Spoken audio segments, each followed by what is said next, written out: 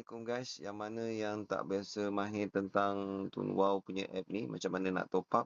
So kita kalau macam kita beli dekat mana-mana mana-mana kedai untuk kita mendapatkan top up, kita masukkan 12 digit dan kita dah masuk dekat sini, call ni pun boleh. Kita masukkan #128 star call dia. So nanti dia akan proses untuk keluarkan dia punya ni. Yang penting kita dah top up dia dekat sini. Kalau kita dah top up RM30 ke 35, so pastikan duit dah ada untuk kita beli data dekat sini. So kaedah dia sangat mudah. Kita tekan saja nombor 1 data plan. Dia akan proses. Okey. Okey. Kita pilih nombor 1 combo.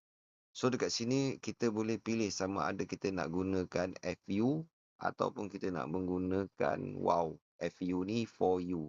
Perbezaan antara Wow dengan FU ni ialah bila Wow kita top up 60, Wow 60, data kita dapat 240 GB, data kita tak habis kita boleh carry forward. Kalau FU 60 kita dapat 500 GB. Besar dia bagi, tapi data kita tak boleh habis carry forward. Data kita tak boleh carry forward. So kita kena gunakan habislah 30 hari. Inilah perbezaan antara Wow dengan FU. Okey. So pastikan kita sudah ada duit untuk subscribe mana-mana. Okey, barulah proses untuk subscribe tu dia akan approve lah. Baru sukses, baru berjaya.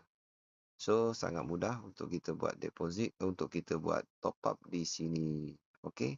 Sekian, terima kasih.